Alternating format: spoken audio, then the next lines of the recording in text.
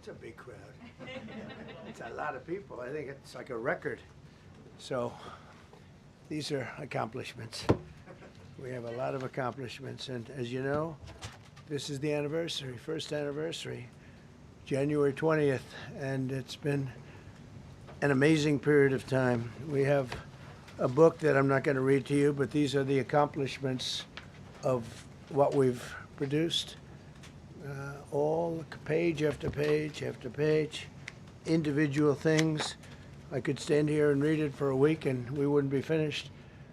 But we've done more than any other administration has done by far in terms of military, in terms of ending wars, in terms of completing wars.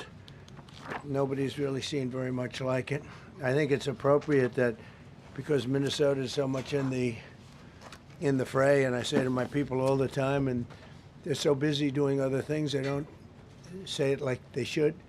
They're apprehending murderers and drug dealers and a lot of bad people. And these are just some of the more recent ones that we have. And I can show you some of the people. Vicious, many of them murderers. These are all out of Minnesota, just Minnesota. I say, why don't you talk about that more? Because people don't know. Do you want to live with these people? International murder. These are people that are living, if they're apprehended and either put in jails in their country from where they came, and the countries respect us, and so they actually put them there. In the old days, they didn't respect our country. Biden wouldn't do this because he let them all in. You know, if you didn't have open border policies of Biden, none of this, all of the things that all of the time that we spend talking about Minnesota and everything else, most of them are coming from out of the country. And it's been caused by a previous administration. Look at this, one after one. Boy, these are rough characters. These are all criminal, illegal aliens that, in many cases, they're murderers, they're drug lords, drug dealers. They're the mentally insane. There's some of them who are brutal killers, they're mentally insane. They're killers, but they're insane. These are just in Minnesota. California, it's worse. In other states, it's worse. Now, Minnesota, the crime is incredible. The financial crimes are incredible. And the problem is because of the agitators and insurrectionists, whatever you want, troublemakers, but they're paid agitators and insurrectionists. Nobody talks about the fact that $19 billion at a minimum is missing in Minnesota, given to a large degree by Somalians. They've taken it. Somalians, can you imagine? And they don't do it.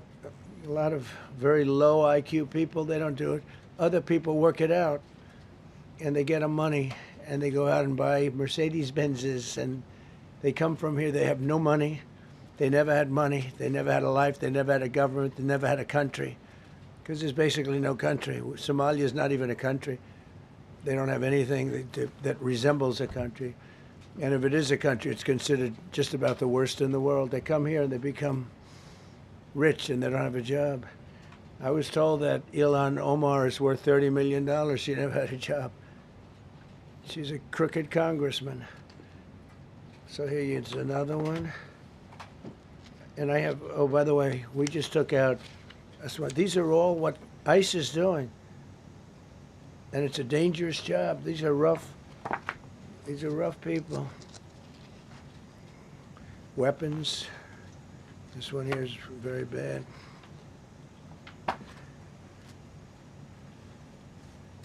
I'm going through this because I think we have plenty of time.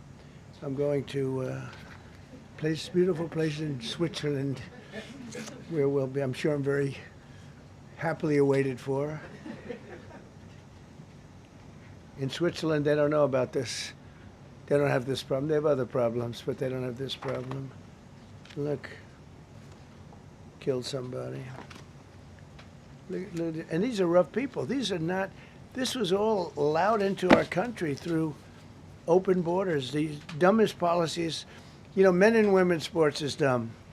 But to me, having an open border for the world to come in, drug dealers and prisoners. Venezuela, as an example, opened their prisons into the United States. That's why one of the reasons I felt so strongly against Venezuela. Now I'm loving Venezuela. They've been working with us so well. It's been so nice. And an unbelievably nice woman also did a very incredible thing, as you know, a few days ago. We're talking to her, and maybe we can get her involved in some way. I'd love to be able to do that. Maria, maybe we can do that. But we're dealing with the people and the president and all of the people in Venezuela, and we've been doing great. The oil companies are getting ready to make massive investments there. They have more oil than even Saudi Arabia. There you go. These are rough water. This is all Minnesota, every one of them. This is one state out of many. And these people are, let's see, yeah, these are all, so far, people that came from outside of the country. They were allowed in by Sleepy Joe Biden, Crooked Joe Biden, whichever you like. You can call him whatever you like. They're both right. He's sleepy and he's crooked. He was the worst president we've ever had. And we've had some bad ones, too. I can tell you, all you have to do is look at trade. You're not getting bored with this, right? I hope you don't. But these are people that you have to see. Strong-arm rape, aggravated assault with a weapon, and many other crimes.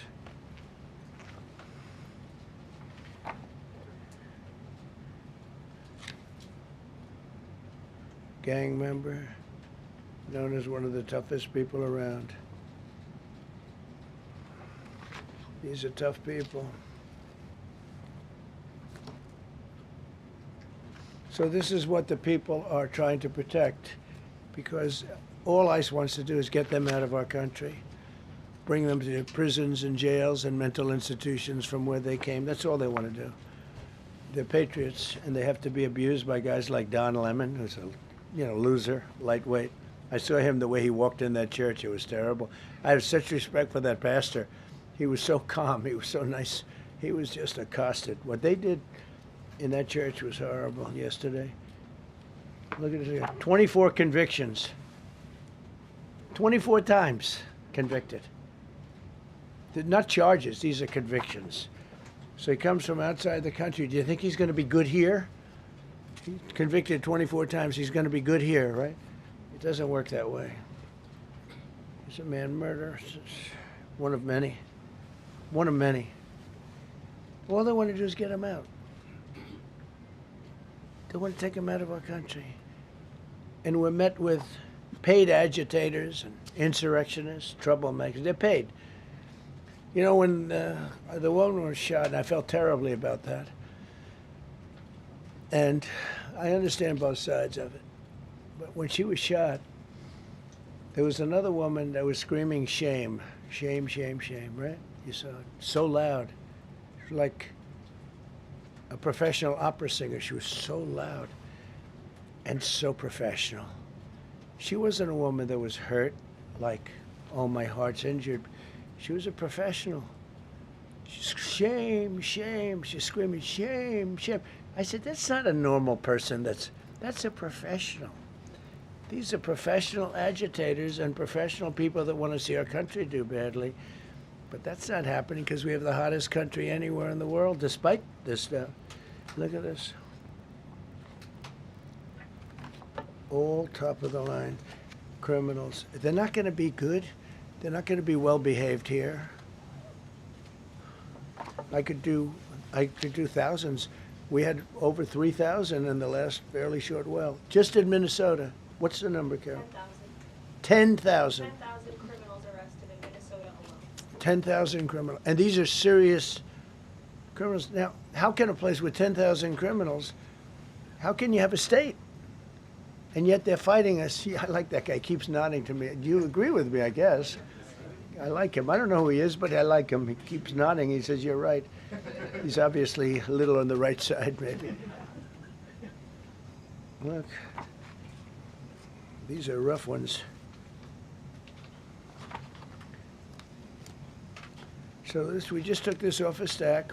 We have many stacks like this. Like, I could go 30 times what I'm showing you now.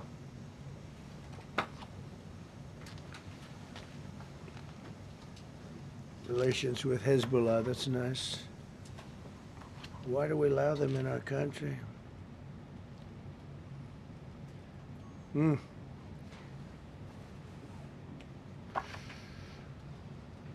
just looking at these charges. It's just pretty incredible. Many murderers, many murderers. People that murdered.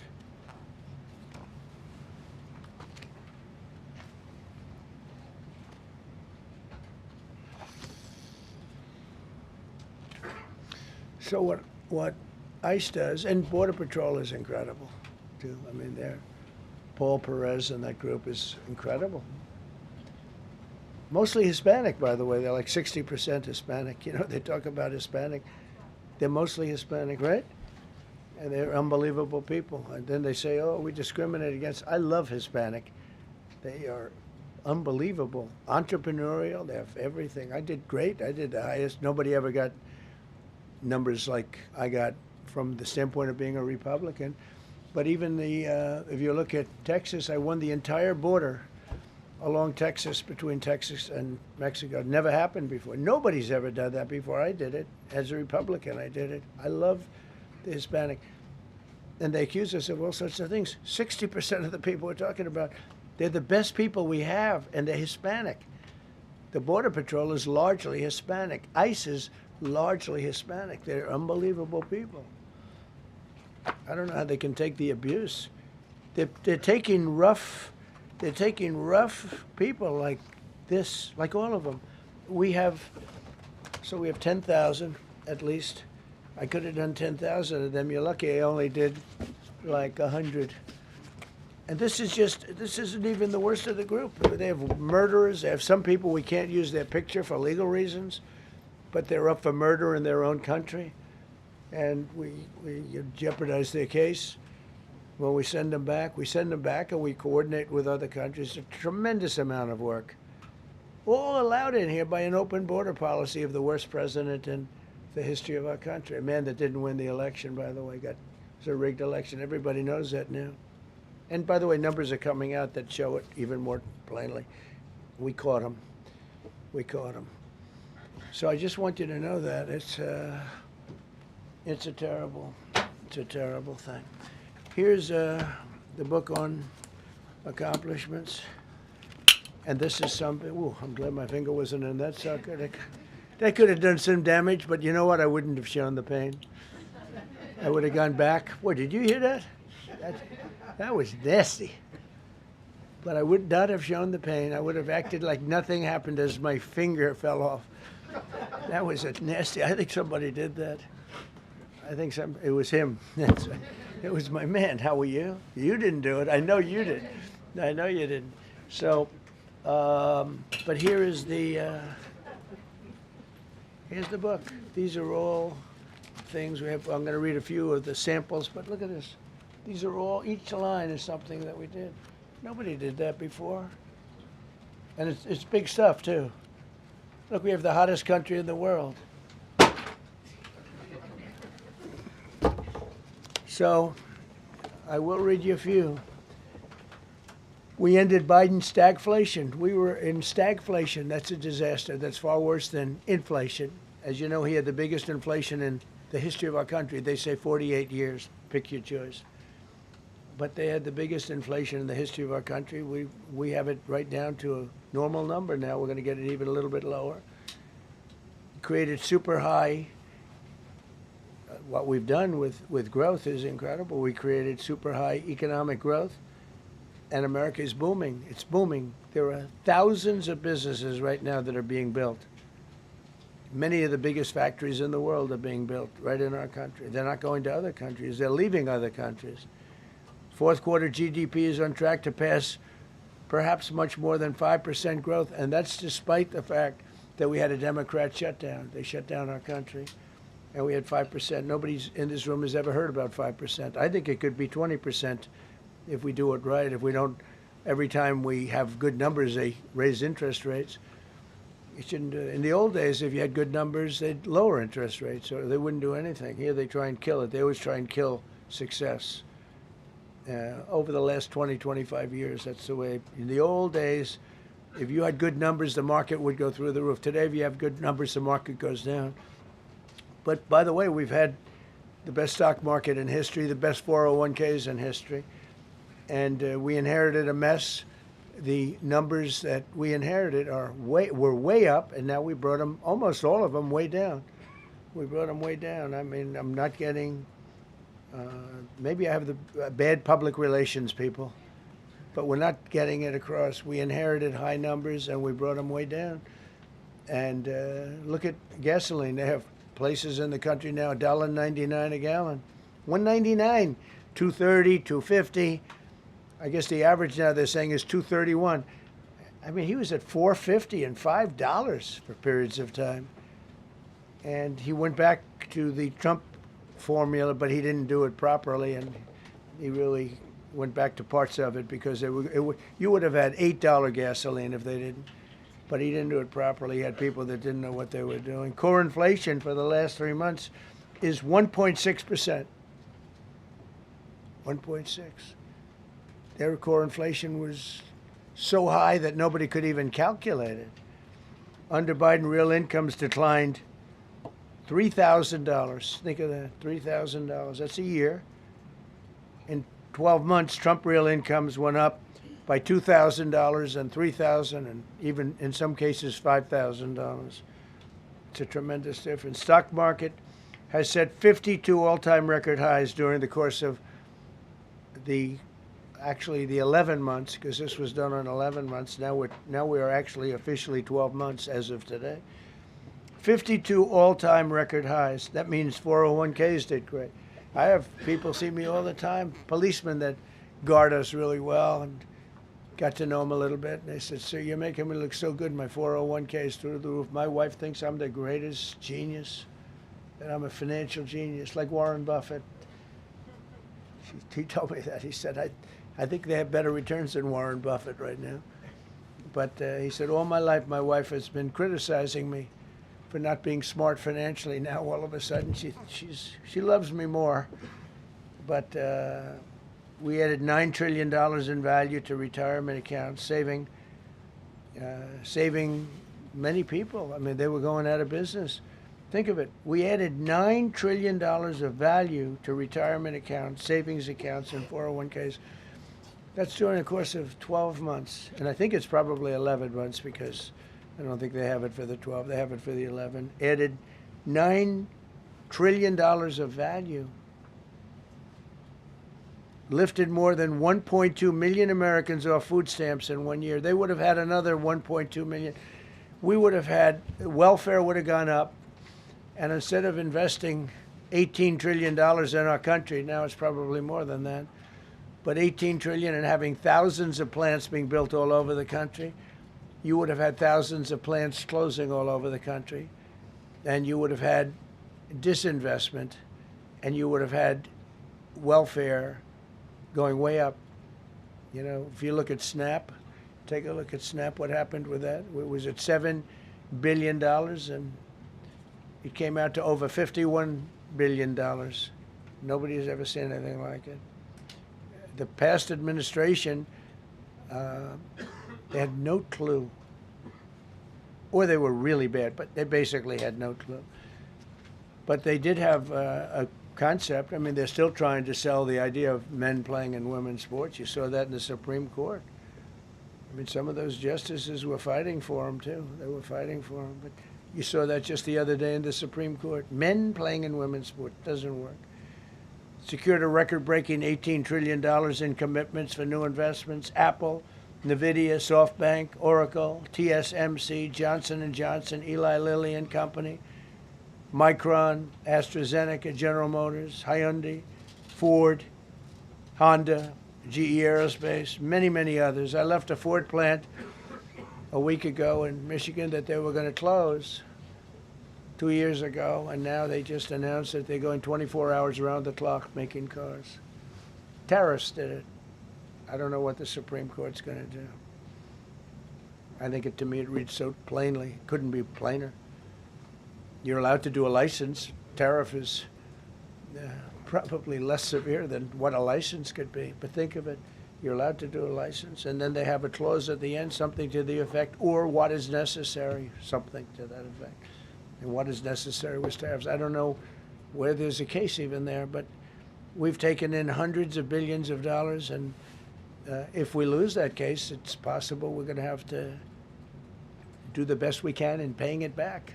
I don't know how that's going to be done very easily without hurting a lot of people. But we're waiting for that case anxiously, and we have tremendous national security because of tariffs and tremendous income. You know, we have, and by the way, no inflation. So everyone said, oh, tariffs will cause inflation. We have no inflation. We have very little inflation. Biden had inflation, and he didn't do tariffs. We had a huge problem. We have a 62% reduction in our trade deficit. So if you had a 1% reduction, a normal president would have a 1%, 2% reduction. Everybody would be high-fiving. At a 62% reduction, next year we won't have a trade deficit. We secured most favored nations agreements to slash drug prices by as much. To me, I think this might be the biggest thing of all. We get zero talk about it. The New York Times had a story way in the back of the paper, a little story about it. I think it's the biggest thing there is when you talk about health care. Drug prices will go down more than ever before for any country because we were priced at such a level that we were subsidizing the entire world, big place in the world. We were paying 10, 12, 13 times more than other countries. 13 times more, not 13%, 13 times more. A pill that was selling in London for $10 would sell in New York for $130. That's 13 times. More than that even. But we secured most favored nations agreements to slash drug prices by as much as 300, 400, 500, and even 600%, including with Pfizer, AstraZeneca, Eli Lilly, Nova Nordisk, Gilead Sciences, EMD, Serenio, and many others. If you look at some of the prices that are coming down, where a price would come down $1,300 coming down to $87. Think of it. So something that was costing $1,300 is now costing $87. And the fake news doesn't want to write about it. That's why I do this. I don't like to do this, to be honest with you. But I do it because got to get the word out. We signed one big, beautiful bill. I call it the Great Big Beautiful Bill, delivering the largest tax cuts in history. No tax on tips, no tax on Social Security, no tax on overtime. We made interest on car loans tax deductible for U.S.-built automobiles only. So if you buy an automobile built in the United States, we're not doing it for Germany and Canada and different places. We're doing it only if it's built here. We want them to be built here. A lot of the Canadian auto plants are closing and they're moving into the United States. Same thing with Mexico, same thing with Germany, and same thing with Japan and other countries. They're moving into the United States because of tariffs. Because they don't want to pay the tariffs. It's too much. They can't pay the tariffs. So they're coming here. Nothing different than what other smart countries did. But it works better for us. Under my leadership, it's not done properly, but it's done properly. We have, again, more plants being built than at any time in the history of our country. Passed the largest spending cuts in American history, and that was true in my first. We had a tremendous first term also. We rebuilt our military. We had one of the best. We had the best economy in the history of our country, but we're blowing it away now. When this stuff starts opening up, you're not going to see anything like it probably ever again. We slashed the federal budget deficit by 27% in a single year. Think of that, 27. You could do it 2%, 1%, 0.5%, 27%. And that's with all of the things we have to do, all of the people we have to put on the payroll to get rid of people that are murderers. Again, when you see people in Minnesota that are murderers, these people are fighting to keep them there. And I say to Christie and to Tom Homan, the great people, they're working so hard. Look at the border. The border is now secure. First time, Biden said you couldn't do it. You need legislation. I had no legislation. I said close the border. Within 1 month, we had almost nobody coming in. Now for the last 8 months, nobody came into our country illegally. And I find that hard to believe because you'd think somebody, because it used to be millions of people just poured into our country. And the people that do that are Democrat sort of aligned. So, I mean, they're not doing me any favors. We had nobody come in. We have a very strong border. We have very few people coming up. They're not going to make the trek because they know they probably won't be coming in. So it's not as hard as you think. But I didn't have to go back. Remember, they said, we need legislation to close the border. They had millions of people coming in a month. We have nobody coming in, and we're getting the murderers out. Murderers, people from prisons and jails. Many countries opened up their prisons and dropped them into the United States. Those are the people we're getting out. And we have a lot of heart. They said, you got to lighten up on this. We have a lot of heart for people. They came in illegally, but they're good people, and they're working now on farms, and they're working in luncheonettes and hotels and all. And we're looking to get the criminals out right now, the criminals. And I think it's very important. I mean, every once in a while you see a story, we take somebody.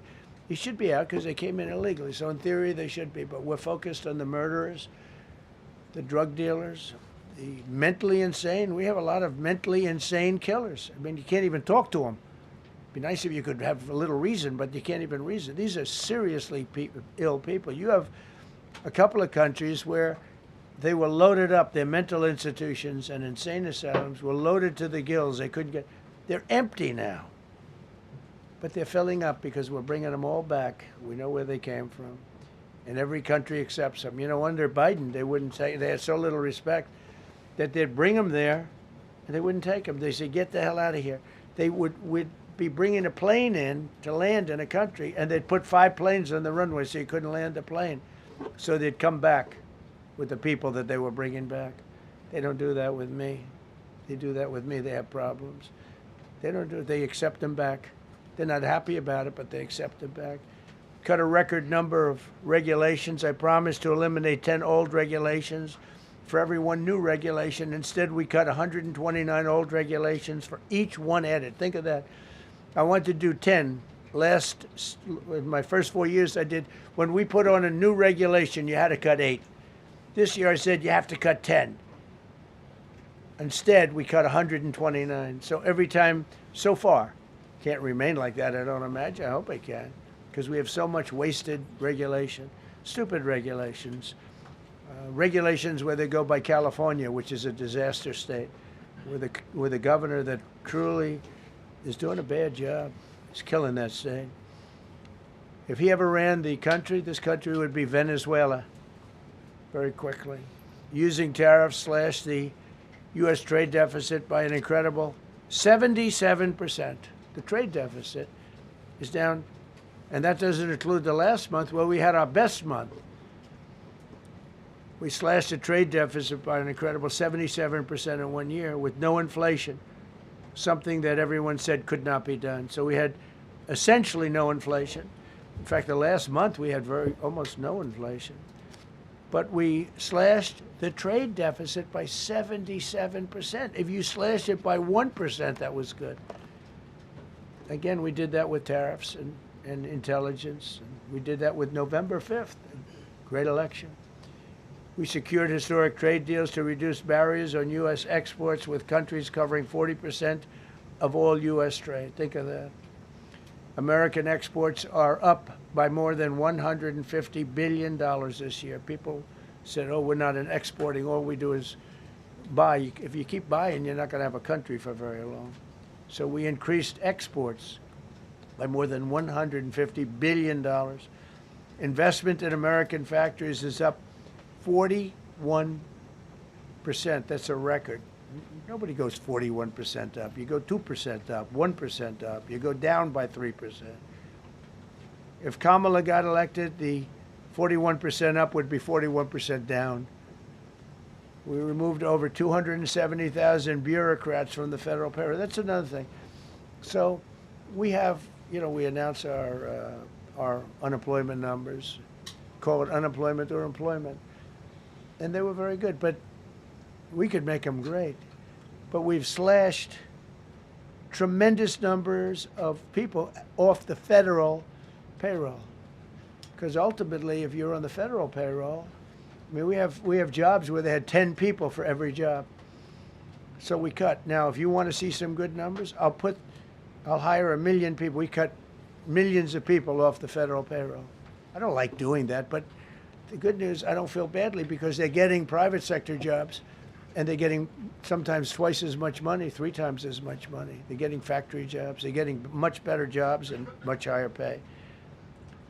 But all I have to do is say, like, what the Democrats do all the time. They hire 1 million people, and then they hire another million. They load it up, and it says, oh, they only have a 3% unemployment rate. It's a fake rate. So with us, we're proud of the fact that we cut so many because, again, I don't want to cut people. But when you cut them and they go out and get a better job, I like to cut them. And sometimes they have to be forced to do that because, it's like they want to stay where they are. They don't know. And then all of a sudden they end up, we have many cases, Karoline, where people were devastated. They hated Trump. I got caught from my very boring federal job where they had, again, sometimes 10 people to do one job. And they were very upset. And now they ended up with a job where they get paid 3 times more money. They're ending up buying houses. It's like crazy. So they went from not liking me to liking me a lot because it's hard to get. We need people. We need people. It's one of the reasons. I mean, when you have good people on the farm or good people in hotels and everything else, we want to work with them as much as we can. Under Biden, 1 out of 4 jobs added was a government job. Think of that. So 25% of the jobs added. That's when you know that, that's 25% of the jobs aren't real jobs. But again, I could do that. I could add 2 million jobs right now, would have an unemployed. I could say just hire some more people. I do the opposite. I say get rid of everybody that's unnecessary because that's the way you make America great again. When you have, all these jobs where people are sitting around doing nothing and they get a lot of money by the government, it's no good. But that's what the Democrats do. They show, oh, we were at 4% unemployment. That's a good number. But they just add jobs, or they would never cut jobs. Under Trump, 100% of all new jobs created have been in the private sector. Think of that. Not 1% has gone to federal. So under Biden, 1 out of 4 was a government job. Under Trump, 100% of the new jobs created, 100% came from the private sector. That's how you make your country wealthy and strong and good. We inherited the worst border in history and turned it into the strongest border in history. Illegal crossings have plummeted to the lowest level ever recorded, down 99.999%. That means down 100%. 99.99. Now, I want to find out who that one person is. For 8 months in a row, 0, and these are government numbers, these are not my numbers. For 8 months in a row, 0 illegal aliens were admitted to our country. 0. Nobody came in, unless they came in legally. We have a big process for having people come in legally, by the way. A lot of people are coming in legally. They have to prove they love our country. They have to prove that they're not going to need welfare. A lot of things they have to prove. For the first time in 50 years, we are now seeing reverse migration, where because we're getting all of these illegal people out. People that came in illegally, in many cases they're criminals, in many, many cases. Remember when they used to say that the people that come into our country as immigrants are very nice people, they're wonderful people, they don't commit crime. No, they make our criminals look like babies. They make our Hell's Angels look like the sweetest people on earth. The Hells Angels are now considered a nice, high-quality person. I like the Hells Angels. They voted for me. They protected me, actually, believe it or not. But they make our criminals look like babies. These are some of the most vicious people anywhere in the world. They came from the Congo. The prisons, I know the Congo because I ended the war with the Congo and Rwanda. Tough group, very tough group. They came from prisons in the Congo. Some of the toughest, meanest people you'll ever meet. Thank you very much. They allowed them to come into America. These are tough people. Before my election, 100% of net job creation was going to foreign migrants. Since my inauguration, 100% of the net jobs created have gone to American-born citizens. That's a big thing. In other words, we're now taking care of our people. 100% of net jobs created have gone to the American-born people. Before that, we didn't care. Designated Tren de Aragua, MS-13, and the Mexican drug cartels as foreign terrorist organizations, and we've hit them hard. You've seen what we've done on the water. We're starting to do that on land. The land is much easier, actually. Water is incredible. We did that on the water so that when you do it on the land, they don't go to the water. Nobody's going into the boat business right now, I can tell you. 97% down drugs coming in by water. 97%. Nobody ever heard of that before. They heard 2%, 1%. It went up 2%. 97, and we're looking for the 3%. Who the hell are the 3%? They're crazy. But we've taken out almost 100% of the drugs coming in by water. Now we're going to be very shortly starting drugs coming in by land. We know exactly where they're coming from. Remove tens of thousands of illegal alien gang members, drug dealers, murderers, child predators, human traffickers, fraudsters, savage criminals, and others. We removed them from our country. They're out. They're gone. In some cases, they're so dangerous that we put them in jail because we don't want to give them to their country. Their country doesn't do anything, and they end up coming back. We have some that they're so bad that we don't want to really release them. We want to put them in a jail where we know they're properly ensconced. Think of that. Remove tens of thousands of illegal alien gang members, drug dealers, murderers, child predators, human traffickers, fraudsters, and savage criminals. Why wouldn't you want them removed? The reason is because these are insurrectionists that are doing this work.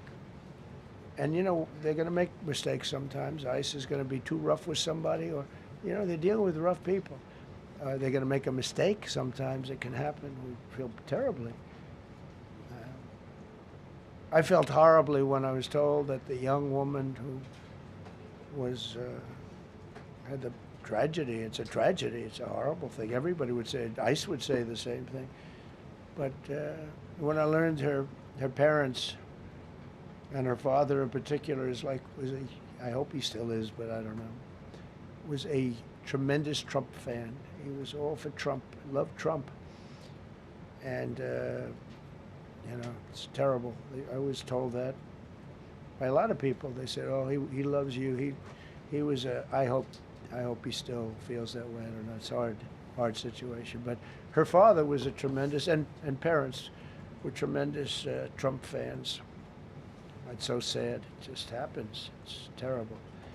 Halted all refugee admissions to the United States, including from Somalia, which is a terrible, terrible place, another dangerous place. And we also stopped the pirates because they get the same treatment as the drug boats. So in Somalia, the Somalians, you know what they're good at? That's about the only thing they're good at is they're good at pirating ships at sea, big ships. So you have a huge oil tanker with millions of gallons, millions of barrels of oil. And if it gets hit by a big weapon, the whole thing blows up. And they don't want to fight because if they do, they're told by their insurance companies, do not hand over the ship. And they're not allowed to have any guns on the ship. They're literally, you have these massive ships being taken over by a Somalian small boat with a big weapon. Because if they hit the side of the ship can blow up. I mean, you talk about a blow up. Bad. We've seen some bad things happen. And the insurance companies, some of these ships cost more than $1 billion to build, and the insurance companies say, look, we'd rather give them money than take a chance on $1 billion insurance policy. But they don't have to worry about it because we hit them the same way we hit the people with the drugs in their boat. They don't know what the hell happened. But all of a sudden, there are no pirates at sea. Do you notice? We haven't had a boat taken in a little while. Came out of Somalia, really corrupt place. It's not a country. They don't have government. They don't have anything. I always hate to see this. Ilhan Omar, she comes from Somalia, a backward country, probably the worst country. They say it's the worst country in the world, if it's a country. I don't even think it's a country. There's no organization, no anything. They don't have police. They don't have military. They don't have anything. They just have people running around killing each other and trying to pirate ships. But she'll come here, comes, and then she wants to tell us how to run our country. The Constitution says that I am entitled to this. I can't stand her. Terminated all taxpayer-funded benefits for illegal aliens and kicked 275,000 illegals off of Social Security. They were illegally getting Social Security. 275,000 people. I'm telling you, it's not that this is pleasurable, but if I were an elected president, this country was going to be destroyed quickly, very quickly. I think within a year, if you had Kamala or a Joe type. I mean, Joe was a disaster, but if you had Kamala, he was the replacement. I was up by like 25 points on Joe, and they said, hey, let's get somebody else. This never happened. Well, I had so many firsts. You're leading somebody by a lot, and they say, oh, let's take him out, let's put somebody. That's like I said to Dana White the other night. I said, you know, Dana, it's like you have a fighter, two fighters, one guy is winning by a lot. And they say, oh, let's take this guy out, let's put a new fighter in the ring with him. That's what happened to me. I was doing great with Biden. The whole campaign was against Biden. All the money was spent against Biden, and all of a sudden I got Kamala. Everyone said, who the hell is she? But that didn't work out too well for them, but never happened before. We are about lots of firsts. Designated English as the official language of the United States of America. We did that very powerfully. And while we're at it, we also took the Gulf of Mexico, and now it's the Gulf of America. Because we have 92% of the shoreline. It always bothered me. I'd say, you know, we have most of the shoreline. Mexico has a small percentage, talks about 8%. We have 92%. And I said, why is it the Gulf of Mexico? It should be the Gulf of America. I was going to call it the Gulf of Trump, but I thought that I would be killed if I did that. I wanted to do it. I wanted to. My people work so hard. Sir, I don't think it'll look too good. I'm telling you, it's a good thing. And it'll be hotter than ever, I said. No, but I decided not to do that. I'm joking, you know, when I say that.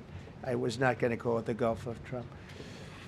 Because tomorrow it'll be, Trump wanted to call it the Gulf of Trump, but he was rebuffed by his people. My people don't rebuff me too much. The Gulf of Trump, that does have a good ring, though. Maybe we could do that. It's not too late. No, we have the Gulf of America now. It's great.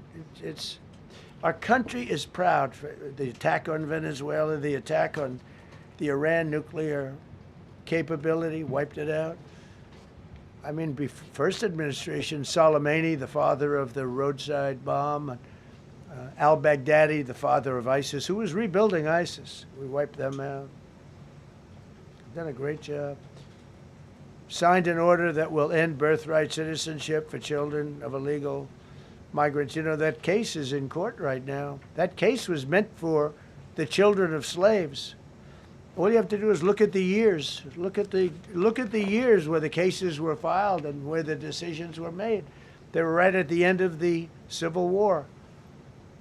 They're trying to say that, you know, in China's making a big business out of that. They come to the country, they have a child, the American citizen, they get all the benefits. It had nothing to do with that. That was for the children of slaves. And I hope the Supreme Court so rules. designated fentanyl as a weapon of mass destruction. It is. We lost, I believe, 300,000 people this year. 300,000 people. That's like filling up one of those big football stadiums 5 times. It's not even believable. I mean, you could be in a war and you wouldn't lose that many people. So we designated fentanyl a weapon of mass destruction.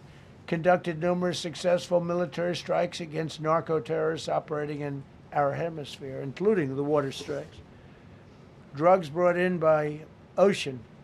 So I told you that we're down by, I mean, close to 100%. It's hard to get somebody to pilot those boats. Very hard. They have to be people that don't watch television, don't read the news.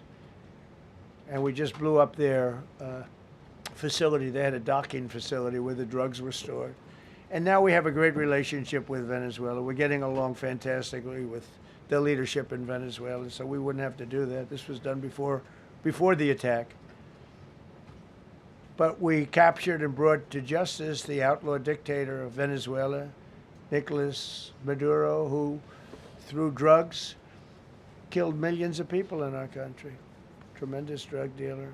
Also sent millions of people into our country, including Tren de Aragua, the worst gang. They say it's the worst gang in the world. They took over parts of Colorado.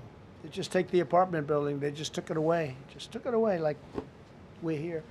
They cut the hand off one man because he called the police. Who called the police? I did. You took my apartment from me. Boom. No hand. This is what they sent us. Restoring law and order, new category. D.C. and Memphis, federal task forces deployed massive numbers of federal law enforcement officers and National Guard to restore safety. Crime down in D.C. is almost down to nothing. D.C. was a very, very dangerous place, and I think you probably know better than I do.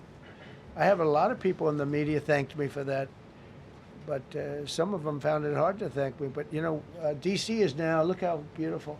D.C. is now, you can walk right from here to a restaurant, right through the center of town. You can be with your child, with your loved one, with your lover. Your lover's not going to be killed anymore, so you can act like a real lover. But you can walk right through the middle of the town, and D.C. is beautiful again, too, you know. You notice we took all the fences down, almost all, the rest are coming down. We got the graffiti all off. National Guard's been amazing. You know, we didn't tell them to do that. That's not their job description. But they were picking up garbage and everything. They were great. And I don't know, to me, a town, it looks better when you have military people. These are big, strong guys, the bad guys look at them and they say, we're not going to mess around. But what they don't know is that we took over 2,000 people out, permanently out of D.C. These were career criminals. But I feel much better seeing those people there. I went in a couple of times and had dinner in D.C. I walked right down the middle of the street. I felt very safe. A year ago, I couldn't have done that. I would have been crazy to have done that. Secret Service wouldn't let me do it. They weren't thrilled anyway, I will tell you. It wasn't like they were thrilled, but we did it, and it was great. But D.C. is a great thing. We have virtually no crime in D.C. anymore. And before we did this move, it was, and we could do the same thing with Chicago. You know, we brought Chicago down 25%, even though we just had a minimal crew there. We brought Wisconsin down. We brought Minnesota down, way down, even though everything's a fight, you know, because they want to keep those people that are lying on the floor. They want to keep those people in Minnesota, but they really don't. I don't think the real people of Minnesota, it's a very corrupt place, and the elections are totally corrupt. I feel I won it all 3 times. Nobody's won that state since Richard Nixon. It's a rigged state. And the Somalians vote as one group, even if they're not citizens, and they vote as one group, and, you know, you get 600,000 votes against you. They all ought to get the hell out of here. They're bad for our country. Nationwide achieved the largest reduction in violent crime on record. So this just came out. Nationwide, over the last 11 months, achieved the largest reduction in violent crime on record, including the largest one-year drop in murders ever recorded Almost 2,000 lives were saved. That's despite the fact that we took in criminals under the leadership of the Democrats and Joe Biden. More motor vehicle theft is down by 100,000 vehicles nationwide. That's another nationwide. The motor vehicle theft was out of control, and now it's very much in control. It was down by more than 100,000 vehicles to a record low.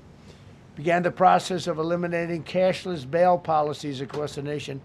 You got to get rid of your sanctuary cities, and I hope our people know that we're not going to pay sanctuary cities. We're not going to pay them anymore. They are sanctuary for criminals. They hold criminals. We're not going to pay. They can sue us, and maybe they'll win. But we're not giving money to sanctuary cities anymore as of the beginning of the month. We began the process of eliminating the cashless bail. Well, cashless bail is where it all started. It's a disaster. And then other places. I don't know if it started in New York. I remember it starting in New York. So if somebody comes in, murders somebody, and they let them out, no bail, no nothing. Basically, cashless bail means you just get the hell out. And they go outside. We have one case where a guy murders somebody, gets released, and goes out and murders somebody. 2 people in one day. No, we got to get rid of cashless bail. They got to pay, got to have bail. There's a reason for bail. Long tested. Signed an executive order to bring back mental institutions and insane asylums. We're going to have to bring them back. Hate to build those suckers, but you got to get the people off the streets. You know, we used to have, when I was growing up, we had in my area in Queens, I grew up in Queens, we had a place called Creedmoor. Creedmoor, did anybody know that? Creedmoor. It was a big, I said, Mom, why are those bars on the building? I used to play Little League baseball there at a place called Cunningham Park. I was quite the baseball player, you wouldn't believe. But I said to my mother, Mom, she would be there, always there for me. She said, son, you could be a professional baseball player. I said, thanks, Mom. I said, why are those bars on the windows? Big building, big, powerful building. It loomed over the park, actually. She said, well, people that are very sick are in that building. I said, boy, I used to always look at that building and I'd see this big building, big, tall building. It loomed over the park. It was sort of, now that I think it was a pretty unfriendly sight. But I'll never forget, I don't know if it's still there, because they got rid of most of them, you know. The Democrats in New York, they took them down, and the people live on the streets now. That's why you have a lot of the people in California and other places, they live in the streets. They took the mental institutions down. They're expensive. But I'd say, why does that building have those bars? Boy, it wasn't normal. You know, you're used to looking at like a window. But this one, you look at it, all this steel, vicious steel, tiny windows, bars all over the place. Nobody was getting out. It's called a mental institution. That was an insane asylum. Designated Antifa as a domestic terrorist organization, and many others. It is. America is respected again on the world stage. That's another topic. Obliterated Iran's nuclear enrichment capability, and Operation Midnight Hammer was one of the most successful anyone's ever seen. CNN fake news. I don't know where they are. CNN. Anybody from CNN here? Fake news. Nobody wants to raise their hand anymore. They used to argue here. Now, if you're with CNN, you don't raise your hand. But they said, well, maybe it wasn't that successful, which I really was angry because these pilots took their life in their hands. 2 o'clock in the morning with no moon, dead dark, guns shooting at them. They went in with those beautiful B-2s, and every single bomb went down an air shaft and obliterated it. And CNN came out and said, well, maybe it wasn't, by a scam writer who wrote, you know, fake stories, a lot of fake stories on other topics, right? Because when we did it, we said, that's a terrible thing. You know, the pilots came back and they said, we hit everything. They did a great job. Then on top of that, we launched from a submarine about 30 Tomahawks on top of everything else. The place was obliterated. CNN said, well, maybe it wasn't that bad. Turned out it was worse than it was. You know who could tell you that? The Iranians would tell you that. Because if they do anything, they're going to have to start a brand new place. But they did an amazing job. That was like what we did with Venezuela. I mean, nobody's ever seen a military operation like that. Ended 8 unendable wars in 10 months. These were unendable wars. Cambodia and Thailand fighting for years. Kosovo and Serbia. The Congo and Rwanda. Pakistan and India, they were really going at it. 8 planes shot down. They were going to go nuclear, in my opinion. The Prime Minister of Pakistan was here, and he said President Trump saved 10 million people and maybe much more than that. They're both nuclear countries. Israel and Iran. Egypt and Ethiopia were going to fight over a dam, and I got them to stop. I still got to work it out, because they put a dam up in Ethiopia that stops the flow from a little river called the Nile. I always think of the Nile being in Egypt, you know, beautiful Nile with the pyramids, but they put a dam up. You know who paid for the dam?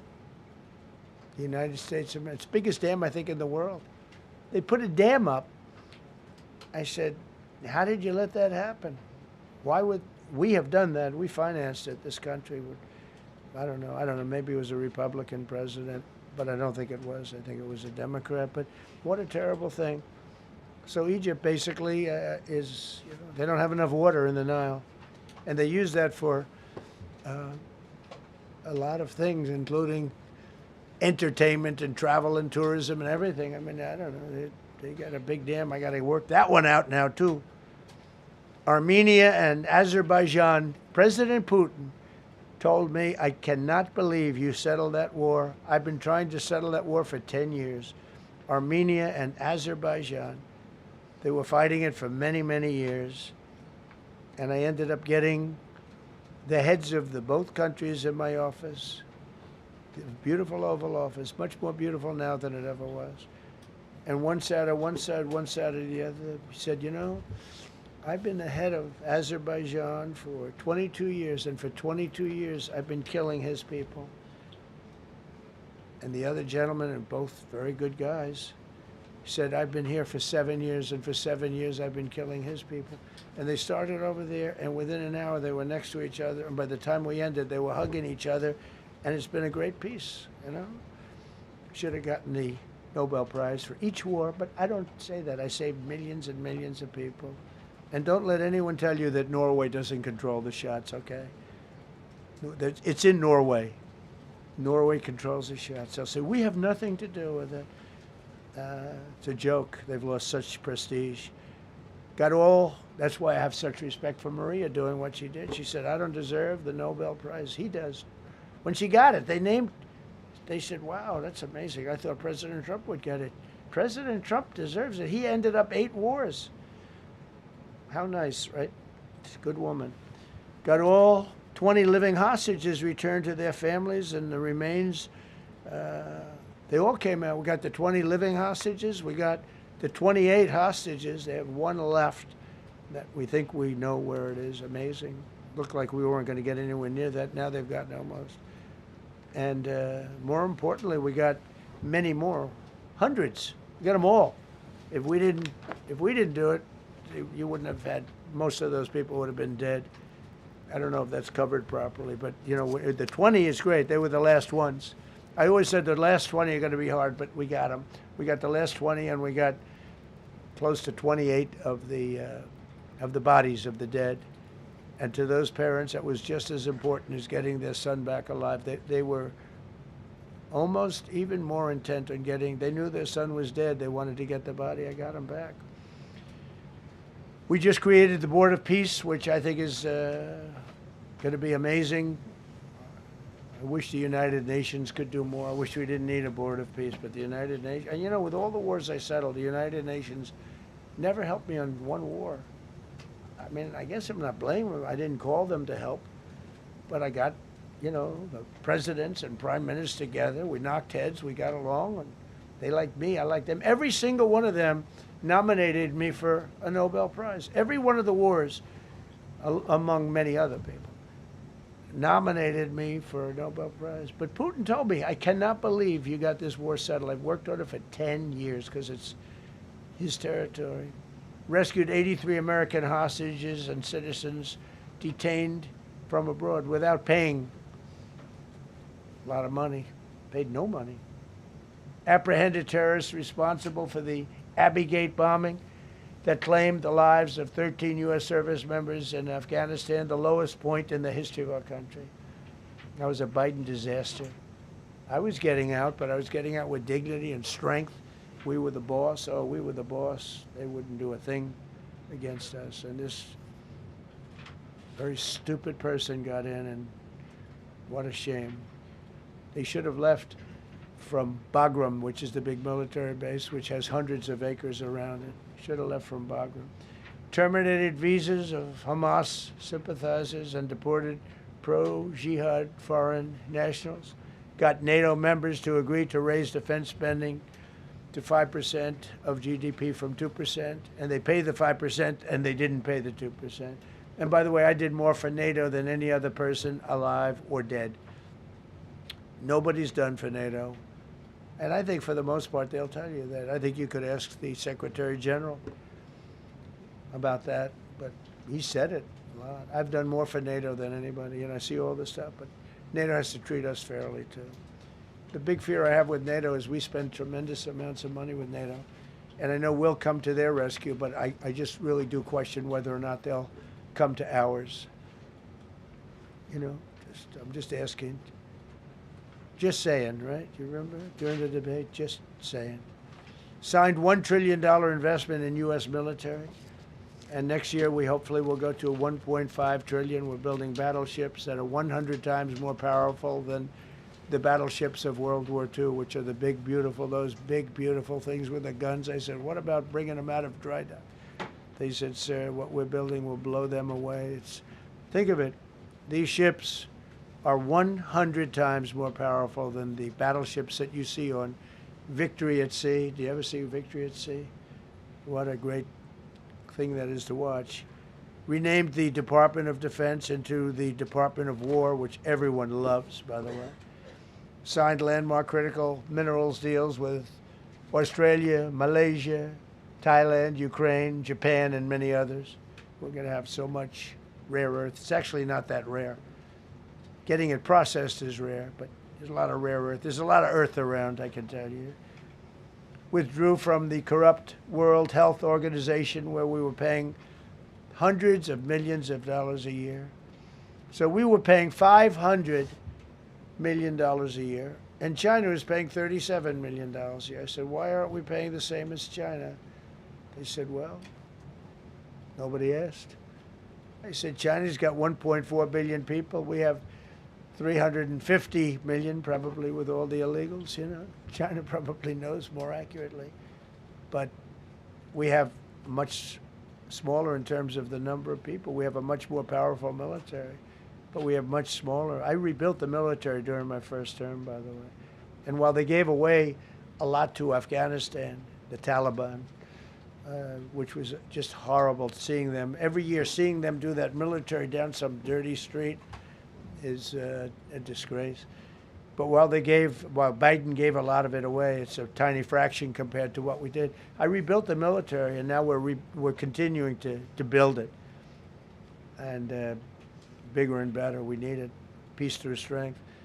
But we withdrew from the corrupt World Health Organization. So I remember we were paying $500 million. They were paying 37 or 39 million. And I said, how come? So I withdrew, and they called, we'll give you the same deal that they had. I said, well, it should be less than that, because if they're at 37 and you have 3 times, 4 times the number of people, even maybe 5 times, I don't know. So it should be less, but I didn't want to chisel around. And I thought about it. So I could have taken 500 million to 37, and everybody knew it. I chose not to do it because it was actually very popular when I got out, because they were terrible. And so I chose not to take that deal. First thing Biden did is go back into it. You know what he paid? More than 500 million. So I actually called them. I said, you know, you can buy it for less. You can make a deal at 37. There's no reason to pay 500, they didn't care. They paid more than 500. Did you know that? They paid more than 500 million. I made a deal at 37. I could have had 37. They were public about it. We'll give you the same deal that China has for 37. And they paid 500. They paid $500 million. That's the way you ruin a country. And it's the same attitude that, you know, you have on everything else with these people. They were terrible. The anti-American UN Human Rights Council we ended. The UN Relief and Works Agency we ended. And the fake Paris Climate Accord, which was a ripoff of America, where we had to pay $1 trillion and they were paying nothing. China didn't kick in until 2035. We kicked in immediately. We were supposed to pay $1 trillion.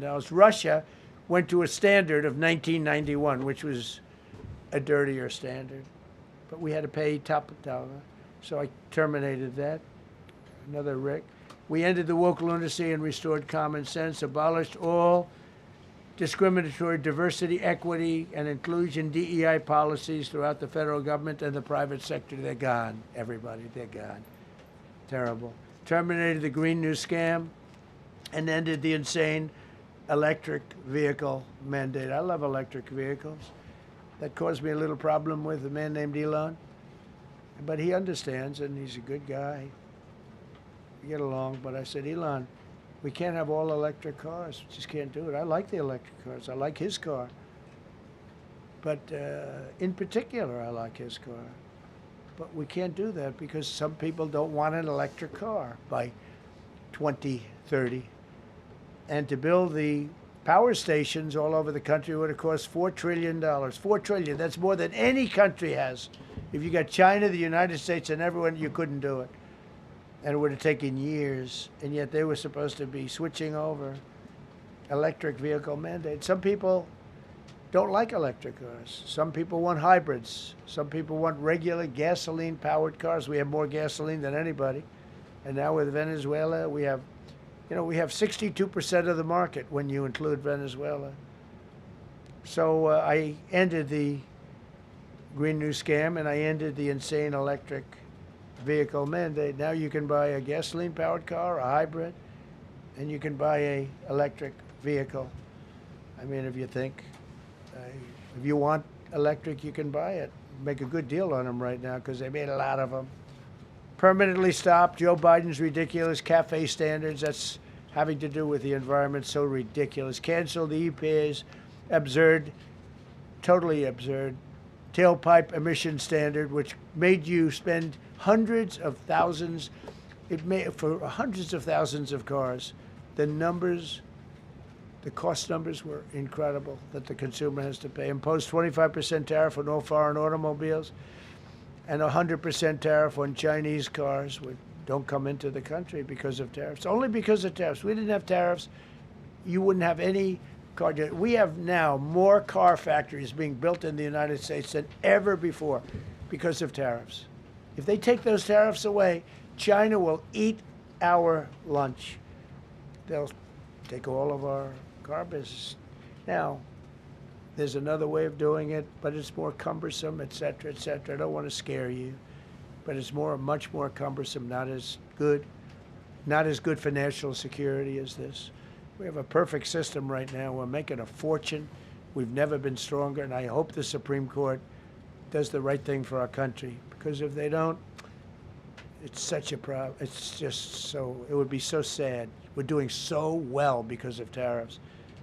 And the people that are heading up the lawsuit, like there's a guy named Leonard Leo, who's bad guy, and people that are very China-oriented and foreign car-oriented and foreign business-oriented, but in particular China, they're suing to get rid of tariffs because they don't want tariffs, like Coke. Coke has businesses outside of the United States. If you have them outside, you don't want tariffs. But because of tariffs, they treat us well. Without tariffs, they would treat us very badly. As you saw for many years, they respect us more now than they ever have respected us, by a lot. And revoked the California emissions waiver to stop San Francisco communists from regulating the automobile industry and destroying automobiles and the industry in the nation. I was with Bill Ford of Ford Motors. I was with all the people at General Motors the other day, and they are making more money and building more cars than they are doing so good. All because of tariffs and what I've done. And they're building their plants all in the United States. Reopened Anwar for drilling. That's a big deal. Launched a massive Alaskan pipeline project to export natural gas to Asia. We made a deal with South Korea and with Japan that gives us money, the likes of which nobody's ever seen before. Signed executive orders to end Biden's war on coal and I say clean, beautiful coal. I never say the word coal. It has to be preceded by the words clean, beautiful coal. And put miners back to work. The miners love Trump. I think I got 100% of their vote. We banned transgenders from the military. We don't want transgender in the military. Ordered reinstatement of patriots expelled from our military with full back pay. So we had some people that were terminated, and they're coming back into our military. Fired the woke boards of visitors at our military service academies. The boards of visitors were run by radical left, maybe communists, maybe not, but they were still heavily radical left, and they were bad for us. Signed an executive order to remove anti-American propaganda from federal museums and national parks. Required the federal employees to return to work in person or be fired. We don't want them sitting in their home or in their bed working. We want them in an office that we're paying for in Washington, D.C., or wherever it may be. And we've largely taken care of that mess. That was crazy. I guarantee you they're out on the ball fields. I guarantee you they're out playing golf. And you can't run a country or a company that way. I think it's happening even so with countries and companies. But we had so many of our federal workers, they wouldn't come into work. Signed an order banning all government censorship and restoring free speech. Made it the official policy of the United States government that there are only two genders. This was not a tough one. Two genders. Can anybody guess what they are? Male and female. I think the Democrats know that too, but they refuse to admit it.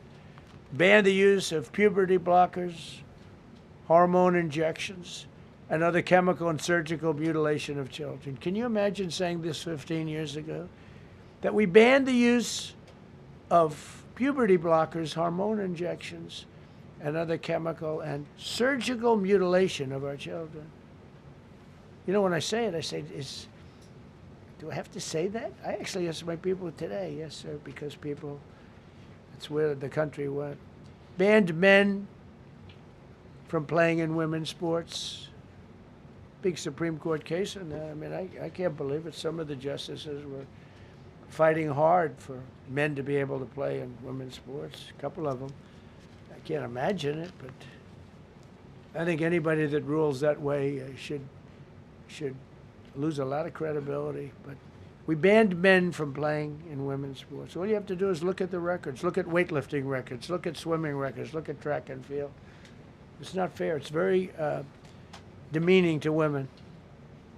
Banned transgender ideology and critical race theory from our schools. Secured unprecedented settlements with Brown University, Columbia University, and many other colleges, including the University of Pennsylvania, where I went, the great old Wharton School of Finance.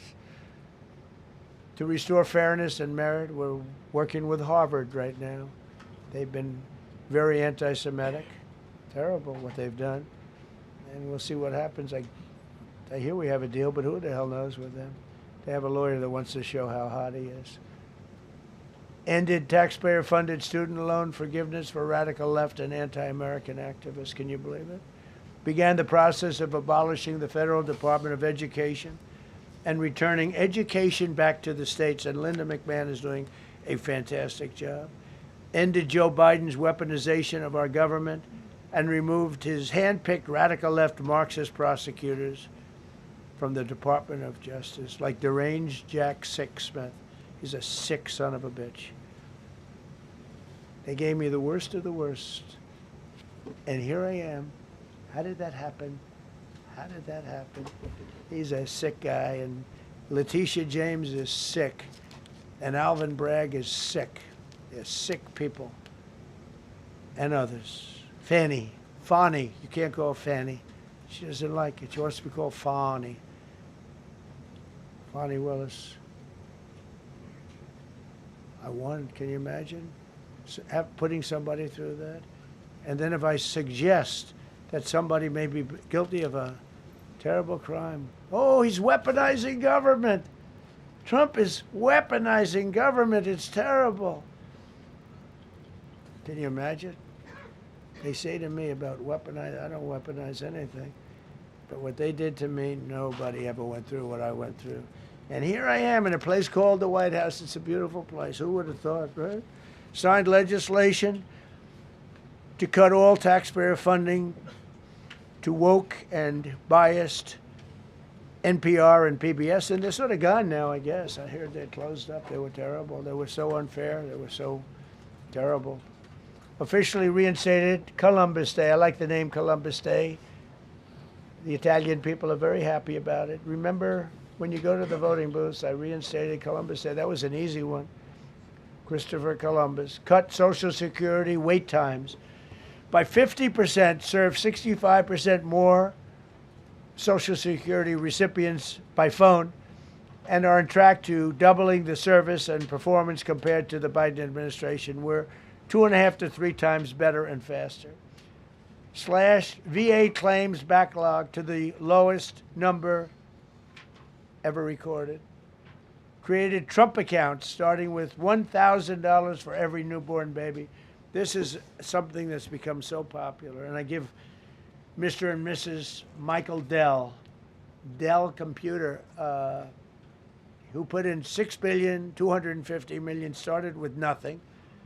And he actually invested all that money to give to kids so that when they grow up, they have an account that might be worth a lot of money.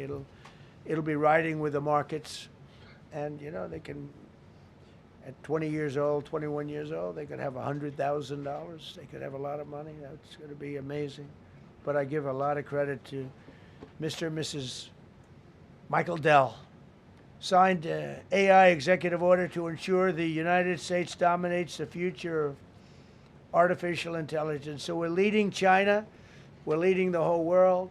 We're producing more electricity than we ever have because I'm allowing every one of those plants to build their own electric facility. We're giving them very, very fast approvals, unlike Los Angeles with a fire. So the federal government, I want to give a lot of credit to Lee Zeldin. The hardest approval for the 20,000 houses or more that burned down in Los Angeles because they didn't have the water. They didn't allow the water to come down from the Pacific Northwest. They routed the water into the Pacific Ocean. So we had no water there. He had. I would say open up the water. Open it up to the governor, to the mayor. They didn't want to do it. They wanted to protect a tiny little fish that's, I said, how can you have a fish when you don't have any water? It was just an excuse, I guess. But it's amazing. We took 20,000 houses, and Lee Zeldin, the toughest permit is from the federal government. Within 2 weeks, every single permit was given to the people to build their houses. Then you have the incompetent mayor of Los Angeles. He's neutral, who decided to go to Africa during the fire. So you have this incompetent mayor, and I had it out with her the night when I got, right after the fire, I went there. She said, we're working on it so that we can have everybody starting to build within 2 or 3 years. Remember that? I said, you mean 2 or 3 days? No, I mean 2 or 3 years. And the place went crazy. Well, they still haven't gotten their permits. But every federal permit, every single one has been given a year ago. And Lee Zeldin has done a great job. And he's done a great job in the approval of all these big plants and factories and all of the electricity that they're creating for themselves. I said to Zuckerberg, I said to all of them, I said to Jeff Bezos, I said to everybody. Mark Zuckerberg couldn't believe it. He said, where are we going to get all the electricity? Because you need double the electricity that the country currently makes just to fire up those big plants. I said, well, nobody can do that. So what we're going to do is let you make your own electricity. Nobody believed it. And I said, we're going to get you fast permits. So we get them within 2 weeks. and they're coming up with some of the most incredible electric plants you've ever seen. So each one of those massive buildings, AI or otherwise, is building their own electricity. They're building their own plant, and it's incredible. Many of them are under construction already. They're going to have. We're leading AI, and we're leading China by a lot. Established a MAHA presidential commission, banned many artificial food dyes, as you know, issued new vaccine recommendations, and created new real food pyramid. And Bobby and Dr. Oz have been incredible. Provided $12 billion in aid for American farmers. Just gave them $12 billion in aid because they got screwed by other nations. And the number of drug dealers have fallen every single month since I took office. Drug dealers are way down in the United States, and that's a small version of what's sitting right there. That's just a small version. We took a country that was dead, and it's the hottest country in the world right now, and that's after 1 year. So let's go. That's a lot of people. Go ahead, please. Yeah, go ahead. Thank you so much, Mr. President. I have two questions for you. One, do you want your Board of Peace to replace the UN? Well, it might. I mean, the UN just hasn't been very helpful. I'm a big fan of the UN potential, but it has never lived up to its potential. The UN should have settled every one of the wars that I settled. I never went to them. I never even thought to go to them. They should be able to settle those wars. They don't. I believe you got to let the UN continue because the potential is so great. And Mr. President, you invited Lula from Brazil to be part of the Board of Peace. I did. What role do you I did. expect him to play, especially A big role. I like him. Venezuela? Yeah, And I like another one, because the Are you from Brazil? Yes. The EU and Mercosur just signed a trade agreement this weekend, which is going to be the biggest trade zone, free zone in the world. Right. At the moment, you are talking a lot about tariffs. What is your reaction to that? So, two questions, Lula. Well, and then- look, I just think this. I think we have trade like we've never had before. We're doing better in trade than we ever have before.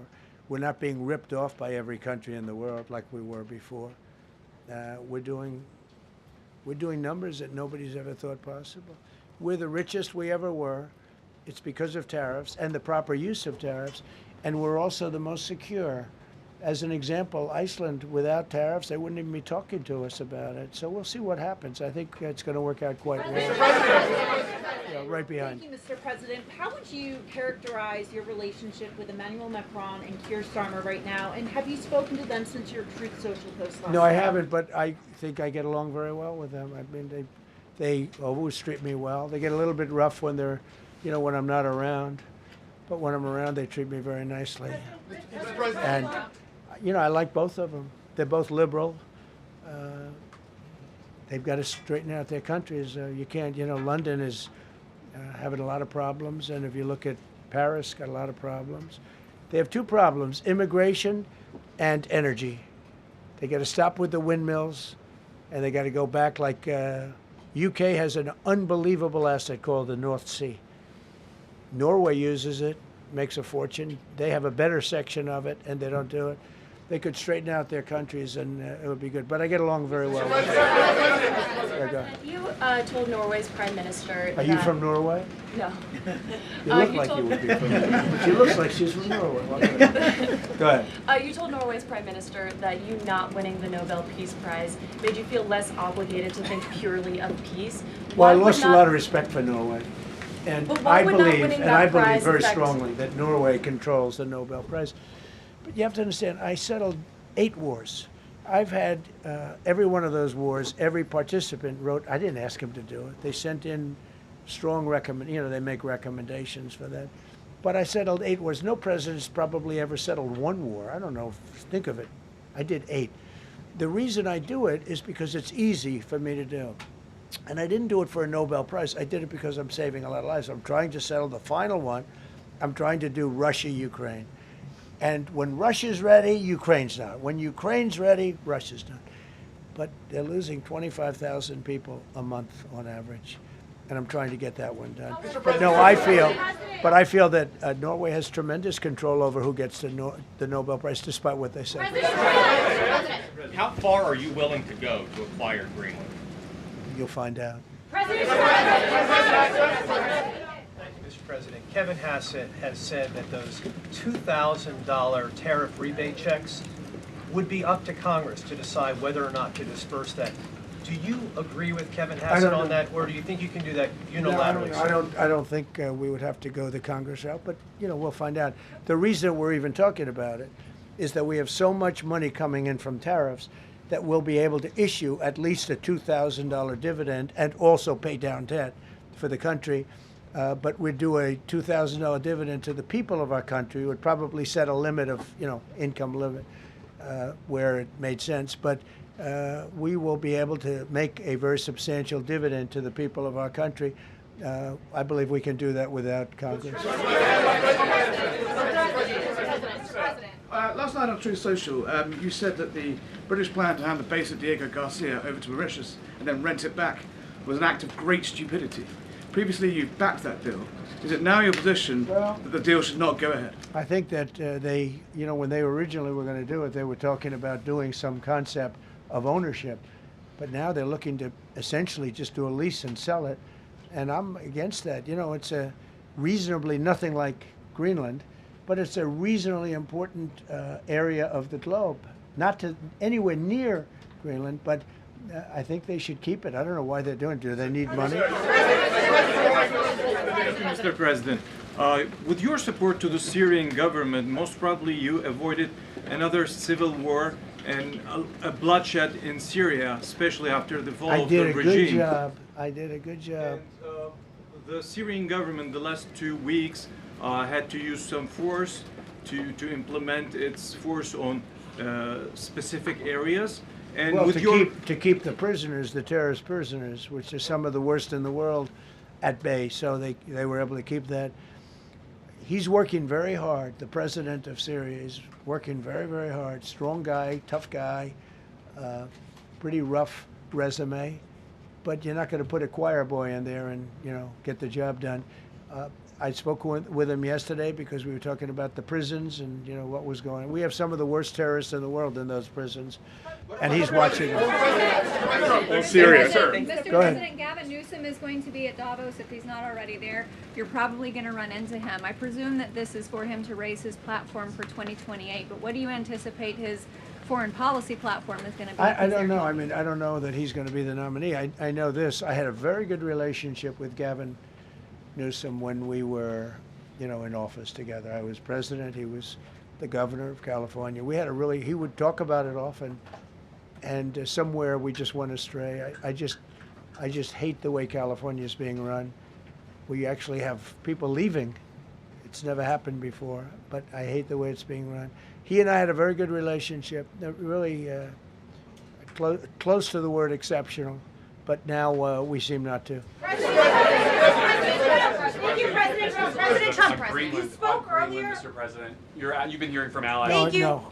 Thank you so much, President Trump. Cara Castronova from Lindell TV. And you spoke earlier about the 2020 election.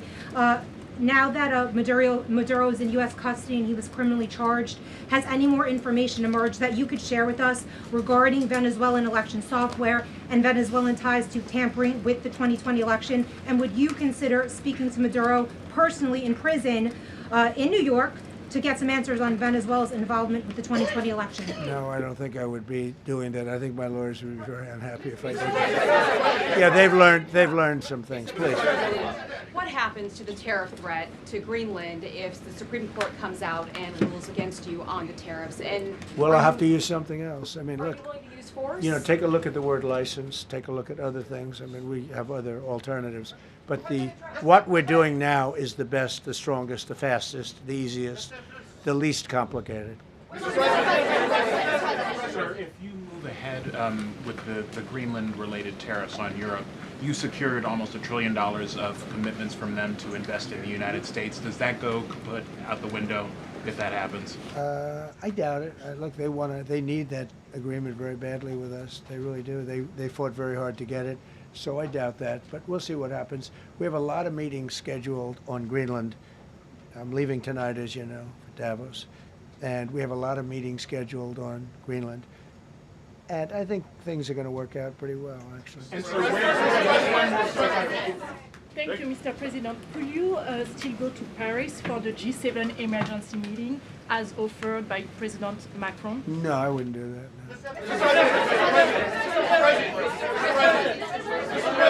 No. Because, you know, Emmanuel's not going to be there very long. And, you know, there's no longevity there. He's a friend of mine. He's a nice guy. I like Macron. But he's not going to be there very much longer, as you know. And I think, you know, I have meetings with the people that are directly involved, not some of the people you're talking about. Thank you so much. Thank you so much, Mr. President. Happy You know, New I've Year. never seen this room like this. Is this a celebration of the first year? Yes. Have you ever seen it? I've never seen this many. I hope we have a very good. I hope we have a very good structural floor. You know, this used to be a swimming pool. You're sitting over a swimming pool. I could see that happen. But this, we need a good structure here, don't we? Huh? Yeah. Thank you so much, Mr. President. Happy 1 year anniversary. Thank you. And my question is on Syria. The Kurds, as the most loyal U.S. partners, facing attacks by some Syrian elements within the Syrian government. Will you do to ensure the Kurdish rights protected and their effective forces against terrorism in Rojava, Syria continue, as the Kurdish see you as a president does not abandon his allies? Well, I like the Kurds, but just so you understand, the Kurds were paid tremendous amounts of money, were given oil and other things, so they were doing it for themselves, more so than they were doing it for us. But we got along with the Kurds, and we are trying to protect the Kurds. That's correct. Ahead of your speech in Davos, can you give us a preview of what we can expect as far as, you know, laying out the plans for Americans to be able to buy homes? I think more than anything else, what I'm going to be speaking about is the tremendous success that we've had in 1 year. I didn't think we could do it this fast. Think of it, it's just now 12 months. And, you know, I say it often, we have the most successful country in the world. We have the hottest country anywhere in the world by far.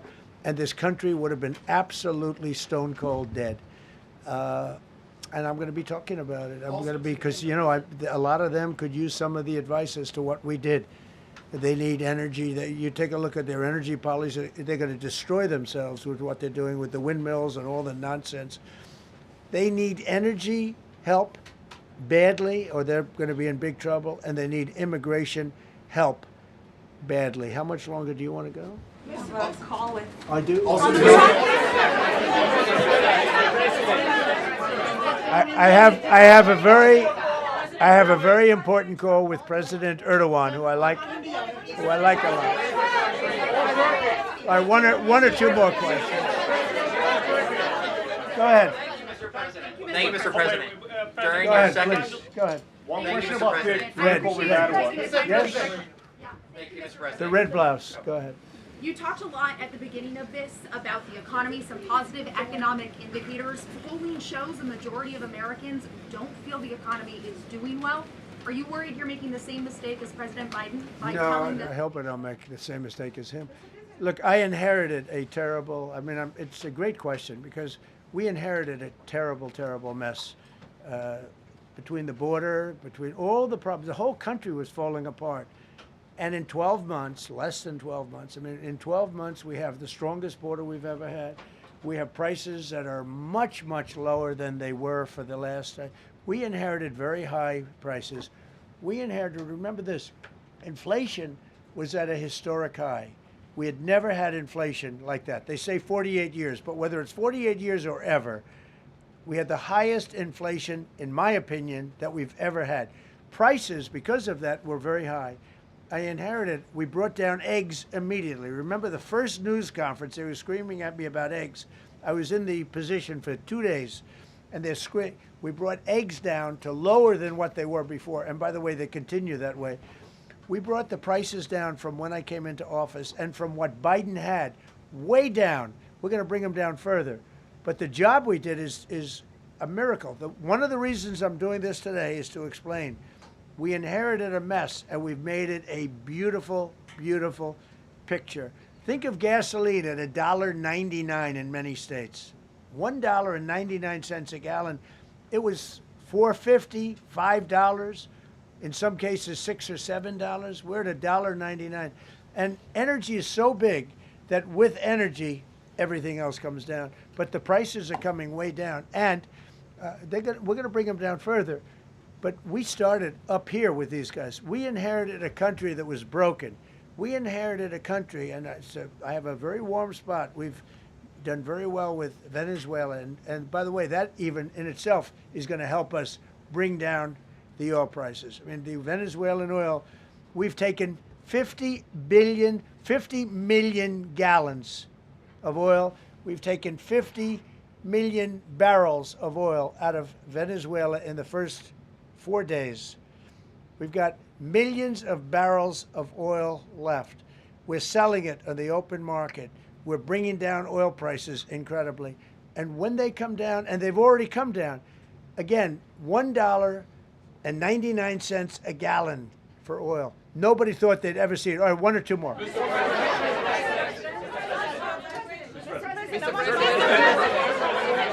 ahead, go, yes. I want to ask you about Iran. Is the military option still on the table? And can you assure us that the killing in Iran has stopped? And when regard to the Peace Council, which members have to pay $1 billion? So with Iran, are you from Iran? No, I cover the White House. Where are you from? I'm Palestinian American. So with Iran, they were going to hang 837 people. And I let them be known that, and we let them know that if that happens, that will be a very bad day for them. And they decided not to do it. They didn't hang the people. I can't tell you what's going to happen in the future, but supposedly they've taken that off the table. But they were going to, last week, they were going to hang on Thursday or Wednesday. They were going to hang, I think, 837 people. And they didn't hang anybody. So we're just going to have to see what happens with Iran. Is the military option off the table?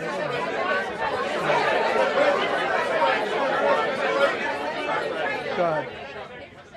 Thank you, Mr. President. Trump. Thank you, President Go Trump. ahead, please. Thank you, Mr. President. Go ahead, I'll take your question. Okay, thank you, President. Go ahead, right here. Thank you, Mr. President. You promised during your second inaugural to always put America first. I'm curious, how would you winning the Nobel Peace Prize improve the lives of average, everyday Americans? Why is this prize so important? It wouldn't improve the lives of any. What improved the lives of people are people that are living. I saved probably tens of millions of lives in the wars. You know, if you add up the numbers, just if you look at any one of those wars, you're talking about millions of people. You multiply it times 8. But when you look at India and Pakistan, that could have been 10, 15, 20 million people. Could have been more than that. So I saved millions of people. So that, to me, is the big thing. What? You suggested a moment ago that perhaps the reason why a positive story about the economy isn't getting through is because of, bad communications people. But are average Americans wrong to still feel high prices? And how much longer does the White House hope that they? So I think a lot of people are listening to the fake news a little bit, and I'm not blaming anybody. I think I blame ourselves. I think we've done a much better job than we're able to promote. We're not promoting. We're doing a great job, and we're sort of letting the promotion take care of itself. One of the reasons I'm doing this news conference, I think it's important. We have taken a mess and made it really good. It's going to get even better. But if you look at prices from a year or a year and a half ago, you look at the Biden prices, they were way up through the sky. And, they use the word affordability. They just say affordability, and they don't talk about it. They created the affordability problem, and we are solving it. We have solved a lot of it.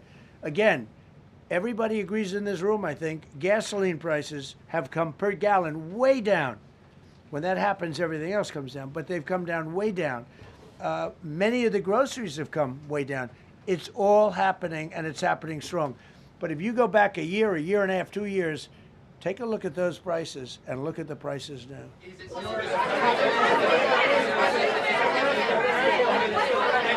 Mr. President of Venezuela, you made a condition. Where are you from? I'm from Spain. Nice place. Thank you. You made a condition that the political prisoners should be freed. It seems that they are not being as fast as they promised in the beginning. Would that be an issue for the current government? They've agreed that they're going to let, I guess, most of them out. Or depends on what they did, but they have released a lot of. Released a lot of political prisoners in Venezuela. Mr. President, earlier on last last year, you had mentioned, you had indicated that you wanted to take back the Panama Canal.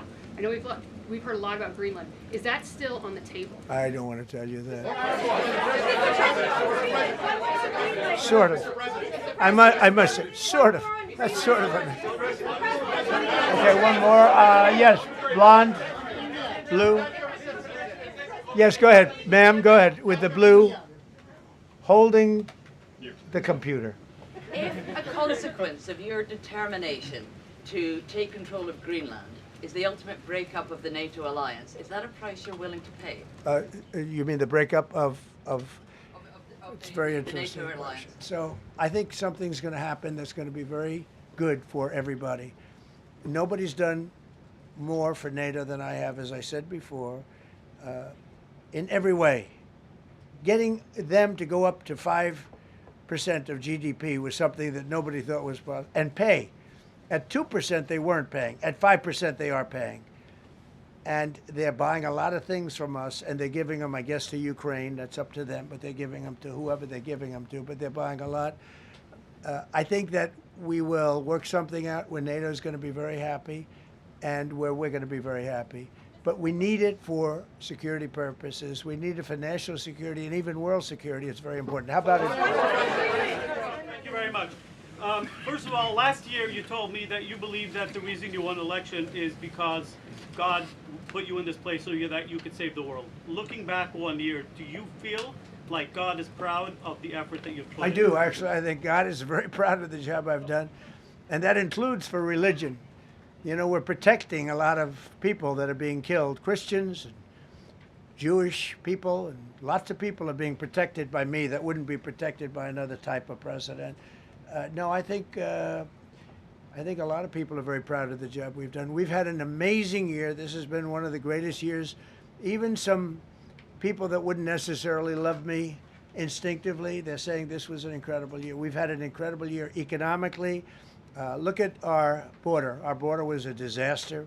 People poured. It was an invasion into our country of a lot of very bad people. Good people too, but a lot of very bad people from prisons and drug dealers and gangs and horrible people, murderers, thousands and thousands of murderers allowed into our country. And we now have the strongest border of any country. There's probably not a country, I guess North Korea has a pretty strong border, by the way, but there's not a country in the world that has a border like we do. And we took it from the worst border. We had the worst border in the world. Now we have one of the strongest borders in the world. One more question. You said you're confident something's going to get worked out in Greenland, but Greenlanders have made it clear they don't want to be part of the U.S. Well, what gives the U.S. the right to take away that spoken. self-determination? When I speak to them, I'm sure they'll be thrilled. Mr. President, are you committed to keeping the U.S. in NATO? I've had such a good relationship. I've made it so much better, so much stronger. It's so good now. NATO is so much stronger now. I don't agree with a lot of the things they've done, but that was done before I got there. I think NATO's been good. Sometimes it's overrated, sometimes it's not. But we have a strong NATO. When I came here, we had a weak NATO. We had a NATO at 2%, and they weren't paying. You had a nothing NATO. NATO's, whether you like it or not, it's only as good as we are. If NATO doesn't have us, NATO is not very strong. Thank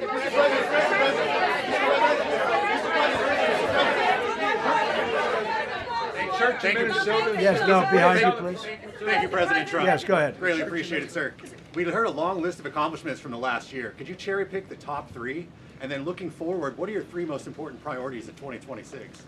So I think the building of a really powerful military has been a great achievement, and that would include the Venezuela thing. That would include the attack on Iran and the wiping out of the nuclear threat. I think that's been really amazing what we've done militarily. I think what we've done in business has been incredible. We have $18 trillion coming in. Plants are being built all over. Thousands of plants are being built all over the country. 18 trillion is a record. No country has ever come anywhere even close to that. I think that's a record. And I think that most favored nations for drugs is something that nobody thought they'd be able to get. Tariffs helped me there because the nations would have never gone along with it if I wasn't able to say If you don't go along with it, we're going to put a 10 or a 15 or a 20% tariff on your nation. And they went along. And our drug prices are going to come down at numbers never even seen before, never even thought possible before. So those would be three things. Thank you. Thank you all very much. Thank you very much. How much did you pay for Greenland, sir? How was the game? Go Indiana.